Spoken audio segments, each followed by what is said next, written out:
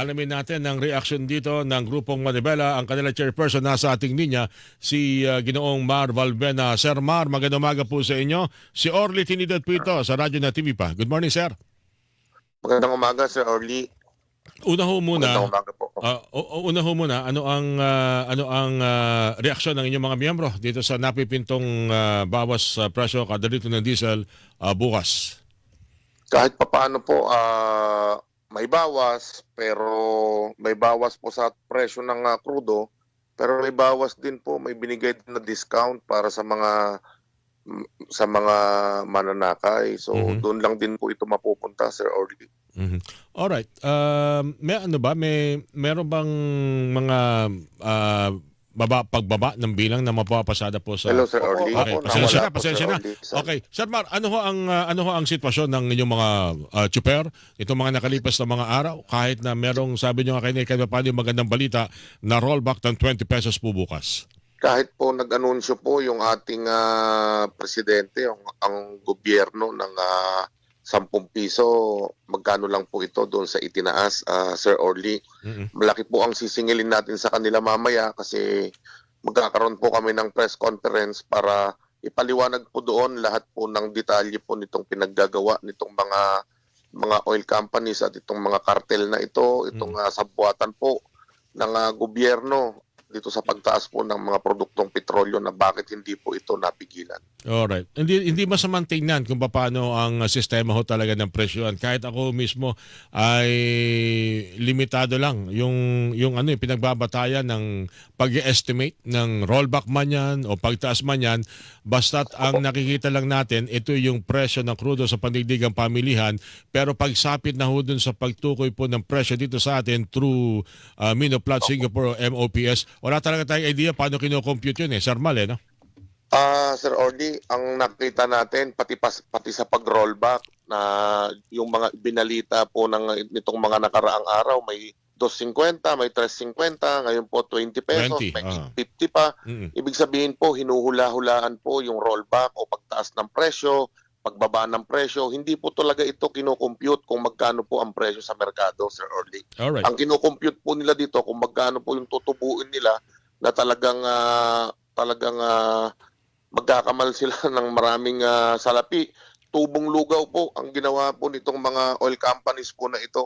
At kahit may oil deregulation law na sinasabi po na walang kontrol ang gobyerno, pero di po tayo naniniwala doon. Pero may karapatan pa rin ang gobyerno na pigilan po ito kung nakikita po niya na may pagmamalabis po dito sa presyo po. Alright.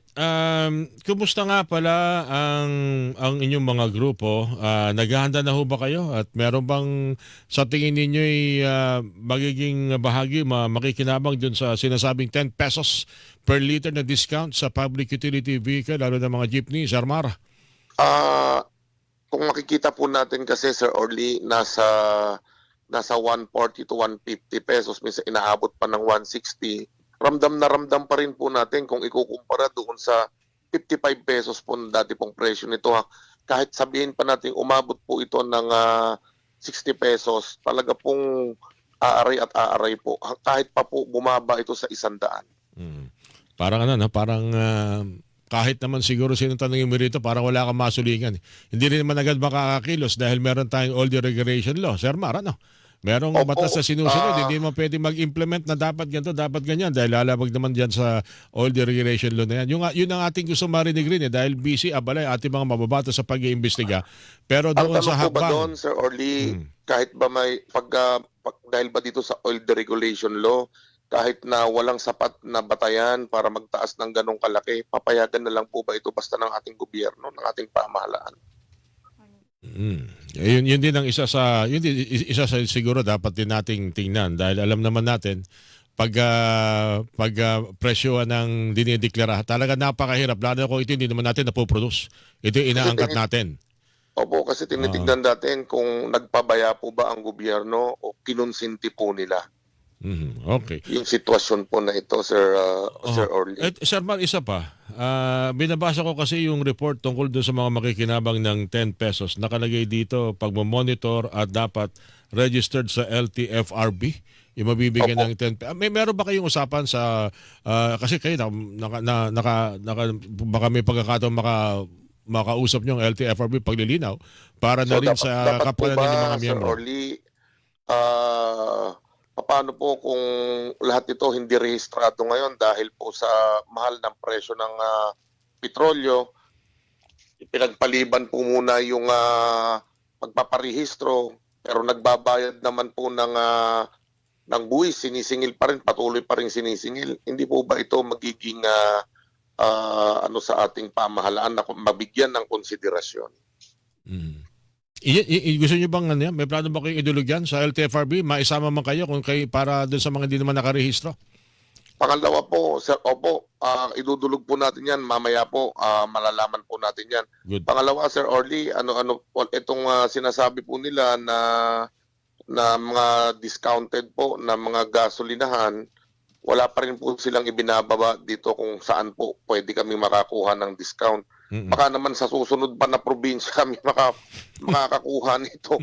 Baka naman ubos na rin yung ikakarga namin, makapunta lang doon sa lugar na yun. Mukhang ngayon yata yan, kundi bukas pa ilalabas yan eh. Pero maganda rin ho talaga ngayon pa lang ay meron din pati na rin yung app no na maaring gamitin malaman at matukoy din para na rin sa impormasyon ng mga jeepney Tama po driver. kayo. Okay. Tama po kayo, Sir Orly, na maglabas sana sila ng mga listahan kung ano po itong mga gasolinahan po na ito para po madali po nating madaling makatulong talaga sa ating mga kasamahang tsuper. Okay. Sir Mar, maraming salamat. Balitan ulit tayo ha. Thank you po sa inyo. Maraming salamat, Sir Orly. Opo. Chairperson po ng Manibela, si Ginoong Mar Valvena, ang inyo pong napakinggan, mga kapuso. Buena Manong Balita. Ayun!